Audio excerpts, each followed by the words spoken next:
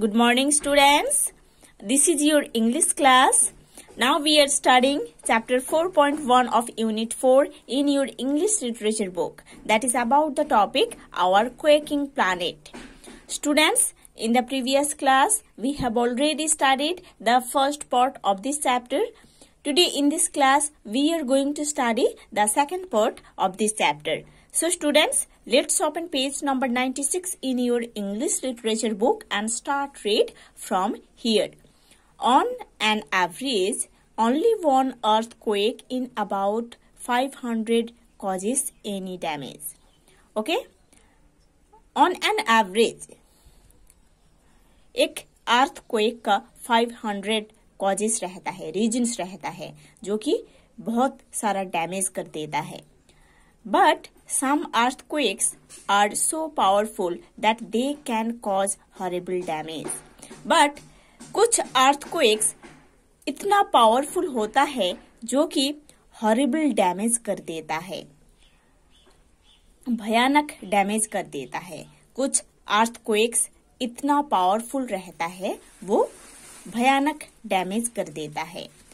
There have been many such earthquakes in history. ऐसे बहुत सारे पावरफुल earthquakes हुआ था हिस्ट्री में, मतलब in past. An earthquake hit the Chinese city of Tangshan in 1976. 1976 year में चाइनीज सिटी ऑफ तांगशन में ऐसा एक अर्थक्वेक हुआ था. 1976 ईयर में चाइनीज सिटी ऑफ तांगशन में, है ना, तांगशन एक सिटी है चाइना का, उधर ऐसा एक अर्थक्वेक हुआ था. It killed about 3/4 of a million, means 750,000 people. Okay? इस अर्थक्वेक की वजह से 750,000 पीपल का मौत हो गया था. An earthquake hit the Kutch region of Gujarat in India on 26 January 2001. ऐसा एक अर्थक्वेक हुआ था हमारे इंडिया में, गुजरात स्टेट में, कच्छ रीजियन में, 26 जनवरी 2001 में. ओके, ऐसा एक हॉरिबल अर्थक्वेक हमारे इंडिया में भी हुआ था. गुजरात स्टेट में कच्छ रीजियन को ये अर्थक्वेक हिट किया था, जो हुआ था 26 जनवरी 2001 में. It killed about 20,000 people. और इस अर्थक्वेक की वजह से 20,000 पीपल का मौत हो गया था. Small tremors can happen when volcanoes erupt. Now see the meaning of tremor. A slight shaking movement, a small earthquake in which the ground shakes only slightly.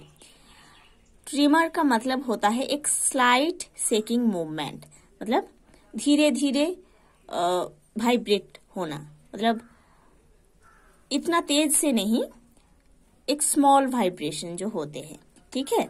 और एक स्मॉल अर्थक्वेक होता है ये, जिसके वजह से ग्राउंड लेवल स्लाइटली मूव करता है. Erupt means throw out burning rocks and smoke. ठीक है, बर्निंग रॉक्स, रॉक जब बर्न होता है तब उससे स्मोक भी आता है, आप जानते हो. वो जब थ्रो होता है उसको इरप्ट कहा जाता है. ठीक है. So small trimmers can happen when volcanoes erupt. जब वोल्केनोज इरप्ट होता है ना, बर्निंग रॉक्स बाहर आता है, थ्रो हो जाता है, तब ऐसे स्मॉल ट्रिमर्स होता है, मतलब एक स्लाइट अर्थक्वेक होता है वोल्केनोज इरप्ट से. ठीक है. Now see page number 97 in your English literature book, and from the top of the page you have to start read. Okay. They can also happen when there is a landslide. Landslide means a mass of earth that falls down the slope of a mountain. Okay? Or when the roof of an underground cave falls in. Okay? ऐसे earthquake होता है, मतलब ऐसे slight earthquake होता है, ज्यादा तेज नहीं, slight earthquake होता है लैंडस्लाइड के वजह से या अंडरग्राउंड में जो केव रहता है ना, उसका जो रूफ पोर्शन है, जब वो फॉल करता है, गिर जाता है, तब अर्थक्वेक होता है। ठीक है, सो लैंडस्लाइड के वजह से ऐसे स्लाइट अर्थक्वेक होता है, और अंडरग्राउंड में जो केव है उसका जो रूफ पोर्शन है, जब वो फॉल डाउन कर जाता है, तब ऐसे स्लाइट अर्थक्वेक होता है। But powerful earthquakes happen when one huge piece of the earth's crust slips suddenly against another piece. Now see the meaning of crust, a hard layer above something soft. ठीक है, कुछ soft चीज के ऊपर, soft thing के ऊपर जो hard layer होता है उसको क्रस्ट कहा जाता है। ठीक है, जैसे कि अर्थ सरफेस है। एक पावरफुल अर्थक्वेक तब होता है जब एक बहुत बड़ा अर्थ क्रस्ट मीन्स जो surface part, hard surface part रहता है, वो जब दूसरे पार्ट के ऊपर गिरता है या संघर्ष होता है दोनों के बीच, तब एक पावरफुल अर्थक्वेक होता है। ओके, एक पावरफुल अर्थक्वेक होता है जब एक huge piece of earth crust है ना, एक huge piece of earth layer दूसरे लेयर के अगेंस्ट में रहता है या संघर्ष करता है एक दूसरे से, तब एक पावरफुल अर्थ क्वेक होता है। दिस स्लिपिंग में take place deep down under the ground, but the shock travels up through the crust and sets the surface quaking. और ऐसा स्लीपिंग डीप अंडरग्राउंड प्लेस में ही होता है। A seabed earthquake may set off a huge ocean wave called a tsunami. Tsunami means, see here,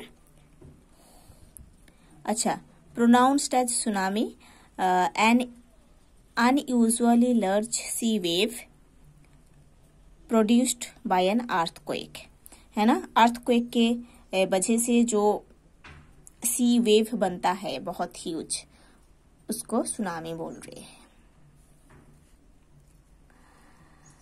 so earthquake के वजह से क्या होता है, सुनामी होता है। These can rise higher than a house and travel faster than the fastest train. और ये सुनामी मतलब ये जो वेव्स है इतना तेज होता है अर्थक्वेक के वजह से कि वो इतना हाई होता है, जैसे कि वो हाउस से भी ज्यादा हाई होता है, और एक फास्टेस्ट ट्रेन से भी ज्यादा फास्टर होता है। ठीक है,